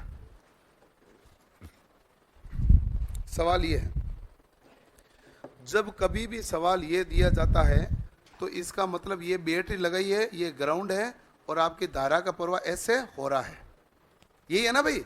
ये वोल्टेज है और ये क्या है, ग्राउंड, धारा का प्रवाह ऐसे हो रहा है। तो बताओ धारा का मान क्या है। धारा आएगी तो प्लस माइनस होगा कि नहीं होगा।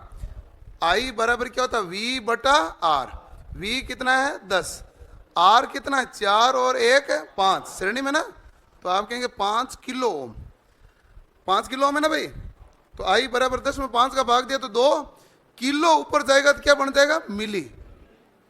मैं तरीके से करा रहा हूं, नहीं तो किलो और मिली का लपड़ा आएगा भी नहीं, उत्तर में तो कोई लपड़ा ही नहीं है, ठीक है ना। तो ये क्या आ गया, मिली एम्पियर। तो 2 मिली एम्पियर आ गया। क्या आया, धारा। लेकिन पूछा आउटपुट क्या है, तो मैं कहूंगा आउटपुट तो यहाँ जो वोल्टेज आएगा वही वोल्टेज ये होगा कि नहीं होगा। तो V आउटपुट बराबर क्या आएगा, तो आप कहेंगे 4 kilo ohm into 2 milli ampere, ठीक है। अब किलो से तो मिली हो जाता है कैंसिल, 4 इंटू 2 कितना हो गया 8, तो ये कितना उत्तर आया 8 वोल्ट। आप देख लो कि यहाँ उत्तर वोल्टेज कितना ड्रॉप होगा 8, यहाँ कितना हो जाएगा 2, 8 और 2 कितना है 10। बताओ प्रदान कितना किया 10, ड्रॉप भी कितना हुआ 10। ज्यादा प्रतिरोध होता है ड्रॉप क्या होता है ज्यादा, कम प्रतिरोध होता है ड्रॉप क्या होता है कम, क्योंकि कनेक्शन कौन से क्रम में है, श्रेणी में। यही आपने पढ़ा था कल, लेकिन उसने पूछने का तरीका चेंज कर दिया। हमने आडी लाइन करके पढ़ा था, इसने खड़ी लाइन करके दे दिया। पढ़ा तो यही था।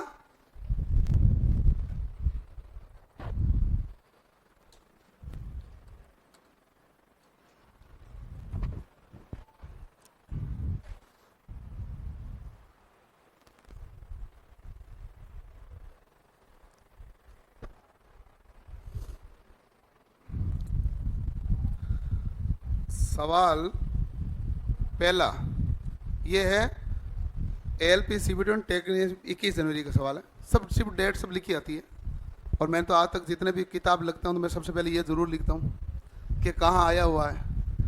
धातु के एक समान चालक का प्रतिरोध क्या होता है, बताओ प्रतिरोध किस पर निर्भर करता है। ये मैंने पढ़ाया, R बराबर रो इंटू एल बटा ए, ठीक है ना। क्षेत्रफल के व्युत्क्रमानुपाती था कि नहीं था। क्या लंबाई के व्युत्क्रमानुपाती था, नहीं, लंबाई के समानुपाती था। क्षेत्रफल का अनुक्रमानुपाती गलत, क्योंकि वो तो व्युत्क्रमानुपाती था। और विद्युत प्रतिरोधकता के व्युत्क्रमानुपाती नहीं था, समानुपाती था, R समानुपाती होता। तो बाकी तीनों गलत हो गए, पहला क्या है सही, ठीक है। अगला विद्युत प्रतिरोधकता की ऐसे इकाई क्या है, ओम मीटर, ओम प्रति मीटर है, ये गलत है, ओम इंटू मीटर है। ये सवाल में गलत छपा था, तो अभी तक तो करेक्शन करके किताब तो इनकी छपी नहीं ना। ओम इंटू मीटर आपको लिखा हुआ है, जबकि प्रति मीटर आया ना, वो आया चालकता का महो प्रति मीटर, ओम प्रति मीटर नहीं था, ओम इंटू मीटर था। अब ये रहा लंबाई L, त्रिज्या R वाले एक बेलनाकार तार का प्रतिरोध है जो R है, उसी पदार्थ से बने दुगुनी लंबाई और दुगुनी त्रिज्या वाले तार का प्रतिरोध कितना होगा। जल्दबाजी मत करो, पहला कह रहा है कि लंबाई दुगुनी हुई है, तो आप क्या कहेंगे भाई, यदि लंबाई दुगुनी हुई है तो प्रतिरोध कितना गुना हुआ, 2 गुना। लंबाई दुगुनी प्रतिरोध 2 गुना। दूसरा कह रहा है कि त्रिज्या दुगुनी हुई है, मैं कहता हूं यदि त्रिज्या को 2 गुना किया तो आप मुझे बताओ एरिया कितने गुना होगा, 4 गुना। ये सवाल करा है मैंने, एरिया 4 गुना होगा तो प्रतिरोध क्या होगा, 1/4। बताओ कितना गुना हुआ। देखो त्रिज्या के कारण, त्रिज्या दुगुनी करने के कारण प्रतिरोध कितना होगा, 1/4। लंबाई दुगुनी करने का प्रतिरोध कितना हुआ, 2 गुना। कुल मिला के क्या हुआ, R समानुपाती, ये तो 2 आया और ये बटा क्या है 4, काटा तो नीचे क्या आया 1/2, तो R समानुपाती क्या हो गया 1/2। ऑप्शन क्या आ गया D बटा 2 हुआ कि नहीं हुआ। तो त्रिज्या का केस भी बता रखा है, ये लंबाई का भी बता रखा है, और आराम से डिटेल में एक एक स्लाइड में पूरा भर भर के करवाया ये तरीके से। ये लो सवाल, ये जो आप पढ़ रहे हो ना अभी डीसी थ्योरी का सवाल है, उस लेवल से सवाल है। अब ये सवाल क्या कह रहा है, सवाल कह रहा है क्रम से 20 और 30 ओम के प्रतिरोधों को समांतर क्रम में जोड़ा गया है। इस संयोजन को 8 ओम के प्रतिरोध और 12 वोल्ट की बैटरी के साथ जोड़ा गया है। 30 ओम में प्रवाहित धारा का मान क्या होगा। सवाल क्या कह रहा है, मैं बना के दिखा देता हूं। ये कह रहा है 20 और 30 ओम का कौन से क्रम में लगा हुआ है? समांतर में। ये 20 ओम है, ये कितना ओम है? 30 ओम। फिर इन्होंने क्या कहा, इस संयोजन को 8 ओम के प्रतिरोध और 12 वोल्ट की बैटरी के साथ कौन सा क्रम जोड़ा? श्रेणी। तो लो 8 ओम का तो प्रतिरोध जोड़ दिया इसमें श्रेणी में, और बैटरी कितनी जोड़ी? 12 वोल्ट की बैटरी जोड़ दी। कनेक्शन तो यही बना, कोई दिक्कत नहीं है, ठीक। हाँ देख लो, ये श्रेणी में तो है, ये 20 और 30 समांतर में, बाकी तो सब एक लाइन में ना, श्रेणी में चल रहा है, ठीक है। अब 20 और 30 यदि समांतर में है तो सोल्व करने पर प्रतिरोध का मान क्या आएगा? 20 गुणा 30 बटा 20 प्लस 30, तो 600 बटा 50 कितना है? 12 ओम। सोल्व कर लो। तो आप कहेंगे एक आया हमारे पास 8 ओम, एक आया हमारे पास 12 ओम, यहां वोल्टेज कितना है? 12। बताओ धारा कितनी आएगी? तो आप कहेंगे I बराबर V बटा R, 12 बटा क्या हुआ? 20, बराबर कितना है? 0.6 एम्पियर। कितना आया? सही बात है कि नहीं है? ठीक है। अब देखो 0.6 एम्पियर आ गया, सॉरी 0.6 एम्पियर, तो यहां से धारा क्या आएगी? 0.6 एम्पियर। अब 0.6 जिसको उत्तर दिखा है वो आंसर कर देगा, लेकिन अभी रुकना नहीं है, क्योंकि उसने पूछा नहीं है। इसने सवाल ये पूछा है कि 30 ओम वाले प्रतिरोध में प्रवाहित धारा कितनी है। ये 0.6 तो यहां से निकल रही है, ये तो परिबद्ध। अब देखो 0.6 में से कुछ धारा इधर जाएगी और कुछ धारा जाएगी कि नहीं जाएगी? तो जो भी धारा जाएगी 0.6 से तो कम ही होगी, तो न तो 0.6 होगा न 0.9 होगा। ए और सी में उत्तर होगा। जिधर प्रतिरोध, सुनो एक बात, कैलकुलेशन करे बिना बताऊं, जिधर प्रतिरोध ज्यादा होता है उधर धारा कम जाती है। यदि बराबर प्रतिरोध होता तो धारा जाती 0.3। इधर प्रतिरोध ज्यादा है तो धारा क्या जाएगी? कम। 0.3 से कम एक ही ऑप्शन है, कौन सा? 0.24। ये तो है सीधा डायरेक्ट करने के लिए बिना कैलकुलेशन। जिधर प्रतिरोध ज्यादा होता है उधर धारा क्या जाती है? कम। और अब यह कि कैलकुलेशन से करके दिखाओ, तो मैंने आपको कल बताया था करंट डिवीजन रूल। मैंने कहा इसमें धारा ज्ञात करनी है तो दूसरे का प्रतिरोध लो बटा दोनों प्रतिरोधों का क्या करो? योग इंटू कुल धारा कितनी है? 0.6। तो 20 बटा क्या है? 50 गुणा क्या है? 0.6। 0 से 0 कैंसिल, ये हमारे पास क्या आया? 1.2 बटा 5। 1.2 में 5 का भाग दो, कितना आएगा? 0.24। आया कि नहीं आया? तो लॉजिक तो सवाल वही था। और ये सवाल कहाँ है? CBT 2 के पार्ट ए में। इसके नंबर मेरिट में जुड़ते हैं, बहुत ज्यादा प्रभावित करता है।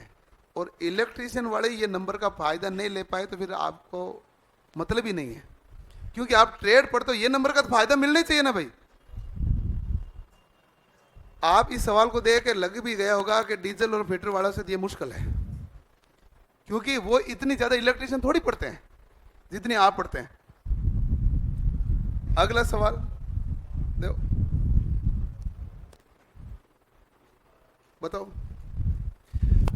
80 ओम, 120 ओम, 240 ओम के 3 प्रतिरोधों को समांतर क्रम में जोड़ा जाता है। प्रतिरोधों के इस संयोजन को एक 12 वोल्ट बैटरी से जोड़ा जाता है।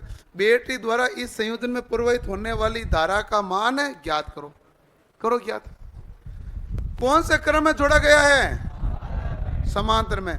और संयोजन के साथ बैटरी कितनी जोड़ी? 12 वोल्ट की। तो संयोजन में प्रवाहित होने वाली धारा ज्ञात कर लोगे? आसान है। देखो ये है 80, ये कितना है? 120, ये कितना है? 240। बैटरी तो लगाई यहां पर, यही तो लगाई, 12 वोल्ट की बैटरी है। और इसने कहा बैटरी से धारा कितनी जाएगी, तो बैटरी से धारा जा रही, तो मैं इस तीनों को समांतर क्रम में सोल्व कर लूं तो एक प्रतिरोध आएगा कि नहीं आएगा? आएगा। 80, 120 और 240 समांतर क्रम में सोल्व करो, कितना आएगा? 40 आएगा भाई। 80, 120 240, प्रतिरोध का मान कितना आएगा? 40 आ जाएगा। 40 आ जाएगा तो बढ़िया बात है। यदि वो 40 आ गए तो धारा आई बराबर क्या होगी? वोल्टेज 12/40 बराबर क्या है? 0.3 एम्पियर।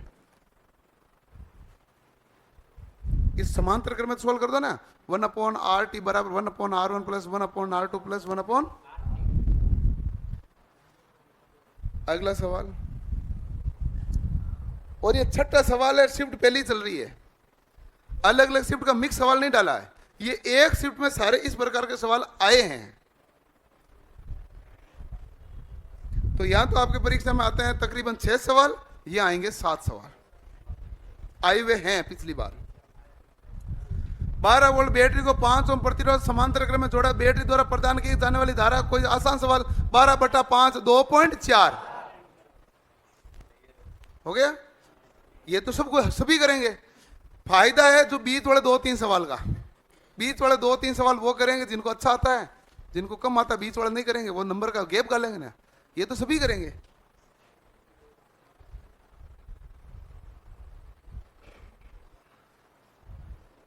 किसी विद्युत धारा के सतत व बंद मार्ग को क्या कहते हैं? विद्युत परिपथ। परिपथ क्या होता है? एक कंटिन्यूस बंद परिपथ होता है कि नहीं होता है? बंद मार्ग ही होना चाहिए। जंक्शन को नहीं कहेंगे, चुंबकीय परिपथ है नहीं, शॉर्ट सर्किट को थोड़ी ना कहेंगे। शॉर्ट सर्किट कंटिन्यूस कैसे हुआ? तो बंद सतत और बंद मार्ग कौन सा होता है? क्लोज सर्किट, बंद परिपथ। बंद परिपथ विद्युत परिपथ का पहला एग्जांपल है। विद्युत धारा का प्रवाह ऋणात्मक आवेश का माना जाता है, धनात्मक आवेश गलत लिखा हुआ है। विद्युत धारा है जो ऋणावेश से धनावेश की ओर जाती है, लेकिन प्रमुख कारण है जो ऋणात्मक आवेश है, क्योंकि विद्युत धारा के प्रवाह का प्रमुख कारण इलेक्ट्रॉन है, और इलेक्ट्रॉन है वो ऋणावेश है। विद्युत धारा का प्रमुख कारण प्रोटॉन नहीं है, विद्युत धारा प्रमुख कारण क्या है? इलेक्ट्रॉन। इसलिए हम कहते हैं विद्युत धारा इलेक्ट्रॉन के विपरीत दिशा में प्रवाहित। विद्युत धारा इलेक्ट्रॉन के विपरीत दिशा में होती है तो धनावेश की तरफ होगी। सीमेंस किसकी कही है? मुझे नहीं पता, आपकी लिखी हुई है। मैंने लिखा चालकत्व, कंडक्टेंस। अब इसने चालकत्व नाम लिखा नहीं, विद्युत चालकता नाम लिखा, तो उत्तर यही है। और मैंने कहा था जब इस प्रकार का सवाल है तो इंग्लिश जरूर पढ़ना। कंडक्टिविटी है वो सीमेन प्रति मीटर है, कंडक्टेंस है वो सीमेन है। अब ये सवाल है, अब ये ऐसा सवाल है कि इस सवाल में आप पहली बात तो ये नहीं कह सकते हैं कि आपको इसमें आइडिया नहीं है। आइडिया आपको है लेकिन आप कर नहीं पाएंगे। आइडिया आपको है लेकिन आप कर नहीं पाएंगे। अब मैं सवाल दिखाऊं, सवाल कुछ नया नहीं किया, इसने उल्टा पट्टा की। उसने कहा आपको बहुत नॉलेज है, मैं देखता हूं। ये वाला मामला है। ये कह रहा विभवांतर V के लिए निम्नलिखित में से कौन सा सूत्र सही है? देखना भाई आराम से। तो विभवांतर V के लिए कौन सा सूत्र सही है? सूत्र एक्सप्लेन करने के लिए जगह तो चाहिए। चलो भाई,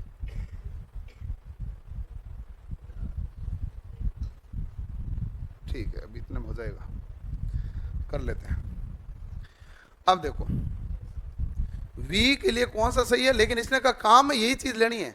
रो प्रतिरोधकता है, L लंबाई है, A अनुप्रस्थ काट का क्षेत्रफल है, तार है, T सेकंड है, Q आवेश है, और ये जो दिया उनका, इसके अलावा कोई पदार्थ काम में नहीं ले, क्योंकि ऑप्शन में सारे यही हैं, इनके द्वारा कॉम्बिनेशन बनाया गया है। तो ये V का पूछे मुझे, V बराबर क्या आता है? IR। ये तो आपको भी पता ही है, V बराबर क्या है? IR। और ऑप्शन में सब में V है कि नहीं है? है। तो मैंने कहा V तो पड़ा रहने दो, V के साथ तो कोई छेड़छाड़ क्यों करूं। ऑप्शन में I है क्या? लेकिन I की जगह आवेश Q है कि नहीं है? I का Q के साथ क्या संबंध होता है? Q बराबर IT। I बराबर क्या होता है? Q बटा T। आप पढ़ते हैं ना आवेश प्रवाह की दर को विद्युत है, तो I की जगह मैं क्या लिखूंगा? Q बटा T। क्यों लिखा? क्योंकि I तो ऑप्शन में है ही नहीं इधर कहीं। R ऑप्शन में है क्या? नहीं। तो R क्या है हमारे पास? रो इंटू L बटा A। ये ऑप्शन में है कि नहीं है? है। अब T और A इधर आएगा, तो V गुणा T गुणा A बराबर Q गुणा रो गुणा L। अब ऑप्शन मिल जाएगा V A T Q row L, पहला ही ऑप्शन है। देखो सब चीजें मिल गई है कि नहीं? अब इसने आपसे लगवाया दिमाग, इसने कहा V बराबर आई आर तो सभी को आता है। अच्छा ये जो सूत्र लिखे ना, ये क्या सूत्र भी सभी को आता है, किसी को दिक्कत नहीं। R बराबर रो इंटू एल बटा में कोई किसी को दिक्कत नहीं। वो कह रहा तुम ऐसे कर सकते हो क्या? तो V बराबर आई आर में आप कहोगे आई तो ऑप्शन में है ही नहीं, इसलिए मुझे मजबूरी में आई की जगह क्या लिखना पड़ा, Q बटा T। मैं V की जगह तो नहीं लिखा ना आई बटा आर, मैं V बराबर आई आर भी तो लिख सकता ना, यहाँ और कुछ लिख सकता हूँ V बराबर P बटा आई। P तो नहीं लिखा क्योंकि है नहीं ऑप्शन में, V खुद पड़ा है, तो मैंने कहा V तो V रहने दो। आई नहीं है तो आई की जगह सूत्र बना दो। R नहीं है तो R की जगह क्या आएगा, रो इंटू एल बटा ए, ये लिख दिया, बन गया।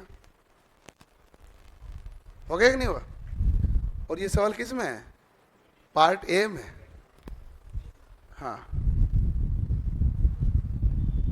अगला सवाल, दो बिंदुओं के बीच विद्युत एक इकाई आवेश को एक बिंदु से दूसरे बिंदु तक स्थानांतरित करने के लिए कार्य क्या होता है, विभवांतर। वो तो होता है कि इकाई आवेश में किया गया कार्य क्या होता है, विभव या विभवांतर कहलाता है। ये आप उसमें बेसिक में पढ़ते हैं तो आप पढ़ते हैं कि जो हमारे पास V बराबर होता है कार्य बटा आवेश, तो V बराबर W बटा Q, और तो W बराबर क्या होगा, V गुणा Q। 1.6 को 0.8 से गुणा कर दोगे तो 16 आटा 128, 1.28 आ जाएगा। ये सवाल आपने अभी की है, वही है। 25 ओम प्रतिरोध का तार है, 12.5 वोल्ट की बैटरी है, और प्रवाही धारा मिली एम्पियर क्या, आई बराबर क्या होता है, V बटा R। V 12.5 है, R है 25 किलो ओम, तो 12.5 में 25 का भाग दिया तो 0.5 आया, नीचे किलो तो ऊपर क्या आएगा, मिली, तो 0.5 ब्रैकेट में लिखा हुआ मिली एम्पियर में। तो सवाल ये है, और ये सवाल अब बताओ, इस सवाल में प्रैक्टिस नहीं करें तो कहाँ जाएं, क्योंकि ये सवाल तो आपको वापस इधर भी आ रहा है, पूरा वो का वही आ रहा है जो हमने प्रतिरोध और डीसी थ्योरी में पढ़ा है, इसके अलावा तो कुछ पूछ ही नहीं रहा, तो इसकी तो प्रैक्टिस करनी पड़ेगी। 15 ओम का प्रभावी प्रतिरोध प्राप्त करने के लिए 8 ओम और 20 ओम के दो प्रतिरोधों को समांतर क्रम में जोड़ा गया। R का मान बताओ। ये क्या कह रहा है, ये कह रहा है कि देखो एक मान कितना है R, एक मान कितना है 20, ये कह रहा है रिजल्टेंट कितना आना चाहिए 15, बताओ कितना रखूं।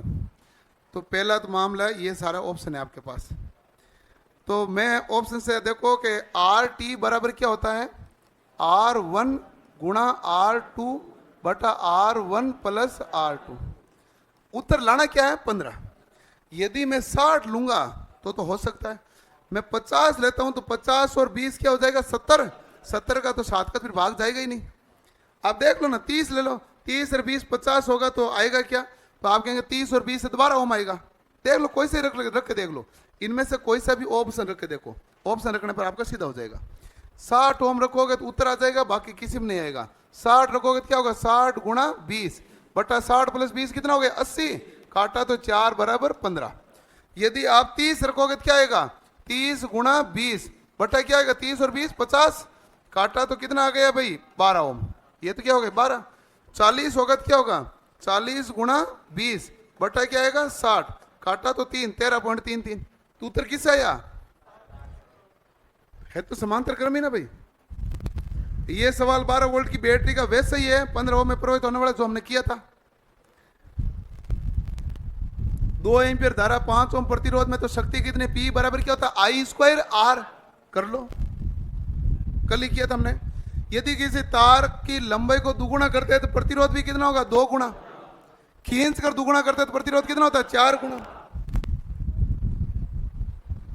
ये और दे दिया कि लंबाई को आधी कर दी, दुगुनी त्रिज्या कर दी। लंबाई को देखो, आपने थोड़ी देर पहले कहा कि त्रिज्या यदि दुगुनी करोगे तो प्रतिरोध 1/4। लंबाई आपने अब की बार क्या कर दी आधी, उससे पहले वाले सवाल में लंबाई क्या की थी दुगुनी, लंबाई आधी करोगे तो प्रतिरोध भी क्या हो गया आधा, तो एक बार आधा 1/4 बराबर क्या होगा 1/2 गुणा 1/4 बराबर क्या होगा 1/8, 1/8 पर उत्तर आ जाएगा। पिछली बार क्या था यहां लंबाई दुगुनी, अगले शिफ्ट में सवाल क्या आ गए लंबाई क्या कर दी आधी, इतना से चेंज किया है। और ये सवाल जो है ये इसमें किसी में नहीं आएगा। ये सवाल CBT 2 के हैं, ये इलेक्ट्रीशियन के सवाल थोड़ी ना, ये मौलिक विद्युत के सवाल हैं। मौलिक विद्युत के आपके वर्कशॉप कैलकुलेशन है परीक्षा में 30 नंबर की। वर्कशॉप कैलकुलेशन कितने नंबर की है? 30 नंबर की तकरीबन पूछी जाती है। उसमें 6 से 7 सवाल पूछे जाते हैं मौलिक विद्युत के, वो आपके नंबर सीधे सीधे फ्री के हैं। और 6-7 नंबर की पूरी जीके मिलाकर कभी नहीं पूछते हैं, करंट अफेयर के साथ मिला के 10 नंबर पूछते हैं। तो उससे ज्यादा वेटेज ये 2 टॉपिक आपके लिए बैठे हैं, फिर भी आप पढ़ नहीं रहे, उसका तो क्या इलाज है बताओ? ठीक है। और ये देख लो टोटल सवाल है इसमें पूरे कितने हैं? 66 सवाल है। और शिफ्ट कितने हैं? 10। लास्ट में देख लो 8 फरवरी 2019 की है। 8 फरवरी 2019 में एक ही शिफ्ट हुई थी, सारी शिफ्ट 10 शिफ्ट में पेपर हुआ है। जितने भी तरीके से पेपर होते हैं वो सारे मेरे पास अवेलेबल होते हैं। मैं विधिवत रूप से इसका फिल्टर करता हूँ। फिल्टर करना जरूरी होता है, मैं फिल्टर करता हूँ, फिर मैं खुद देखता हूँ। इससे मुझे आइडिया रहे कि किस प्रकार के सवाल पूछे जाते हैं, ताकि मैं आपको आराम से चीज़ें बता सकूँ। नहीं तो मैं मेरी कहानी लेके चलता रहूँगा, पता चला पीछे एक परीक्षा का तरीका चेंज हो गया। ऐसा थोड़ी होता है। ये सोल्ड पेपर वाली बुक में नहीं है, ये पर्सन मैं खुद आपको क्लास में करवाता हूँ। और ये जब चैप्टर वर्कशॉप कैलकुलेशन पढ़ाता हूँ ना, तो वर्कशॉप कैलकुलेशन है 30 नंबर का, बहुत ज़्यादा वेटेज वाला है। जितने भी बैच में पढ़े हुए हैं वहाँ पता कर लेना, सब बैच को इनकी मैं PDF देता हूँ, वो प्रैक्टिस करके आते हैं। दूर से दिन डाउट आता है, इसका मैं सारे डाउट सोल्व करवाता हूँ। क्योंकि 30 नंबर वाले मैटर में किसी भी प्रकार की रिस्क नहीं ले सकते। जहां पर 8 छोटे से चैप्टर हैं लेकिन मैटर है 30 नंबर का, तो सवाल तो थ्योरी तो पूछ नहीं रहा, पूछेगा तो क्या न्यूमेरिकल, तो रिस्क तो ले नहीं सकते ना, तो प्रैक्टिस आपको करनी पड़ेगी। वो बड़ा मामला है। परीक्षा आपको पास कराएगी 4 चीजें हैं टोटल जो पास कराएगी, उसके अलावा कोई परीक्षा पास नहीं करवाने वाली है। एक कराती है मैथ, एक कराती है रीजनिंग, एक कराती है वर्कशॉप कैलकुलेशन, एक कराती है ट्रेड। 4 चीजें हैं जो आपको नौकरी दिला देती है। और इन 4 में एक भी, रीजनिंग सबकी अच्छी होती है, उसको भले आप मानो ही मत, कि बाकी इन 4 में से एक भी डवाडोल है तो वो लोको पायलट किसी भी कंडीशन में बढ़ने के चांसेस रहते नहीं ज्यादा। क्योंकि मैथ कमजोर है तो मामला खराब हो गया, वर्कशॉप कैलकुलेशन कमजोर है तो 30 नंबर का मैटर है तो मामला खराब हो गया। रीजनिंग तो किसी कमजोर होती नहीं होती, इसलिए कोई केस नहीं है। ट्रेड कमजोर हो गई ज्यादा और फेल हो गए तो बाकी क्या हुआ, धरा रह जाएगा। इसलिए चारों तो आपको ठीक चाहिएगा, है कि नहीं है? जीके हिस्ट्री किसी की कमजोर है किसी की अच्छी है तो कोई खास फर्क पड़ने वाला है नहीं, न पॉलिटी से फर्क पड़ने वाला है। आपकी बायोलॉजी भी कमजोर रहेगी ना तो आपकी पूरी लोको पायलट भर्ती पर रद्दी पर खास फर्क नहीं पड़ेगा, मतलब कोई खास फर्क पड़ना ही नहीं है। और इन चारों से यदि कोई प्रभावित होता है तो डायरेक्ट सीधा सीधा फर्क पड़ रहा है। ये पूर्णतः प्रभावित करती है। ये बायोलॉजी जीके वो निम्न प्रभावित वाला भाग है, बहुत कम प्रभावित करने वाला भाग। ये डायरेक्ट है कि नहीं है? हैं? हाँ। अब एक कोई सवाल थे ना, और किस रह गए थे? बहुत सारे पर्चियां थी।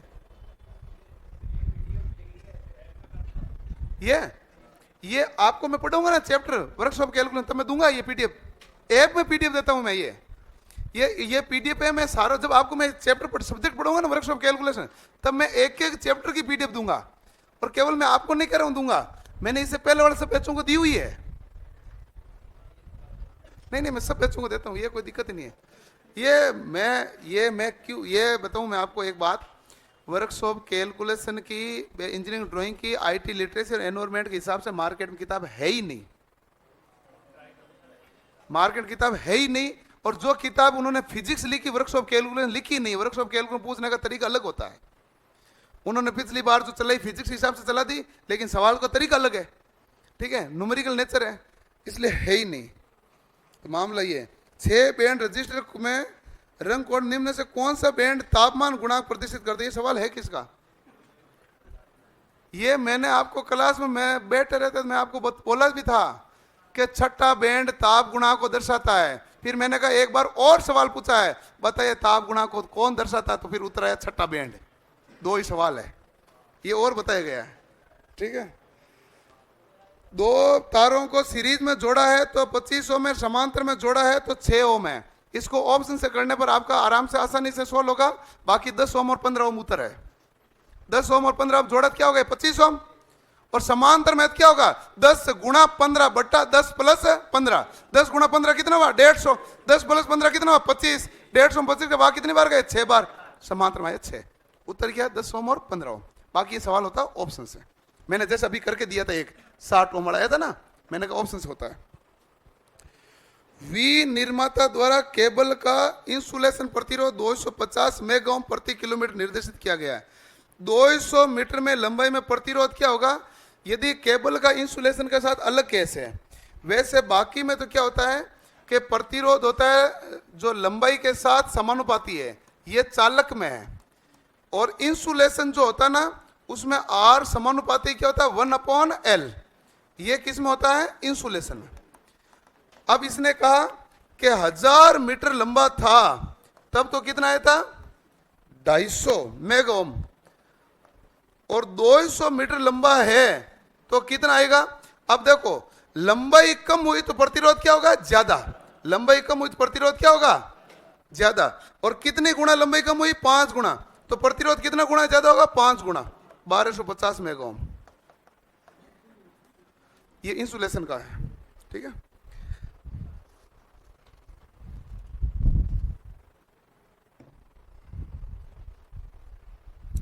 एक सवाल है, इसमें बैटरी जुड़ी हुई है।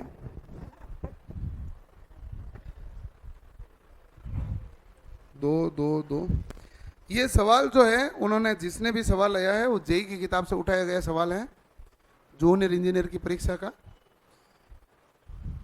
किसका है भाई ये सफेद पन्ना, आरटी ज्ञात करो, कौन सी किताब से लिया था। जूनियर इंजीनियर की थी, जूनियर इंजीनियर है सवाल, जूनियर इंजीनियर का आया हुआ है, जेई का, एसएससी जेई का। मैं आपको एग्जाम का नाम बता दूंगा, मैं सॉल्व करा दूंगा, ऐसी कोई दिक्कत नहीं है, मेरे सॉल्यूशन में कोई दिक्कत है ही नहीं। मुझे डाउट, मुझे दिक्कत एक चीज के है, मतलब मैं पढ़ा और फिर आप है ना बाका फाड़ोगे, क्योंकि सवाल थोड़े ज्यादा लेवल के ना, मुझे कोई दिक्कत थोड़ी ना है। आप ऐसे ना बड़े असमंजस में देखोगे ना तो प्रॉब्लम है। बाकी कोई सवाल कोई कैसे आओ ना, सवाल सारा कर लेते हैं। सवाल टाइम ही कम बचा है, मैं थोड़ा फटाफट करूंगा इसको। 4 ओम, मैं एक चीज सोल्व करके दे दूंगा ना आपकी प्रॉब्लम सोल्व हो जाएगी। 3 ओम, आवाज नहीं भाई, ये 3 ओम, ये 2 ओम,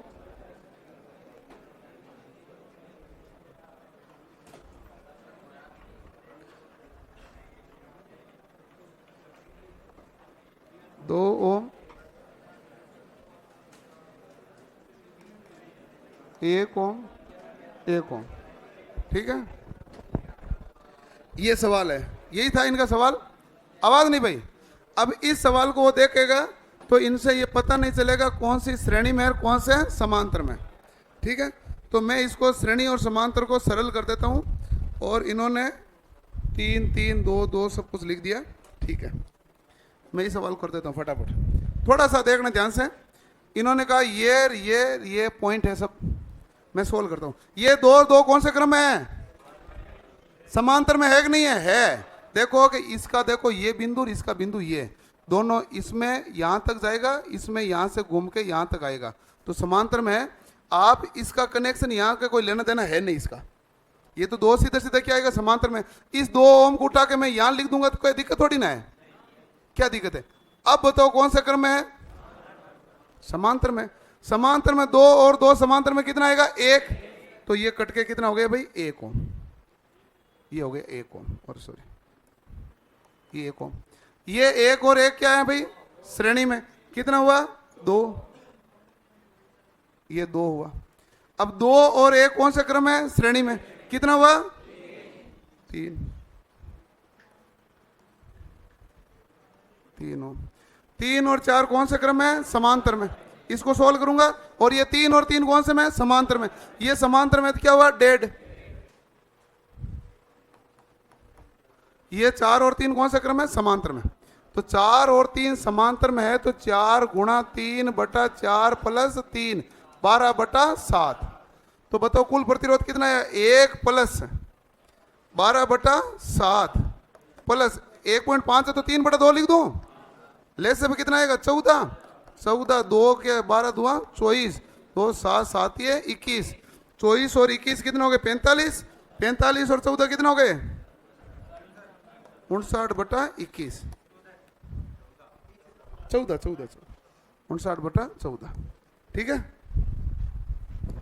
तो ये हो जाएगा। बाकी प्रैक्टिस करना। कल हम अगला चैप्टर शुरू करेंगे जिसका नाम होगा कैपेसिटर। और ये आज हमने डाउट सेशन हो गया।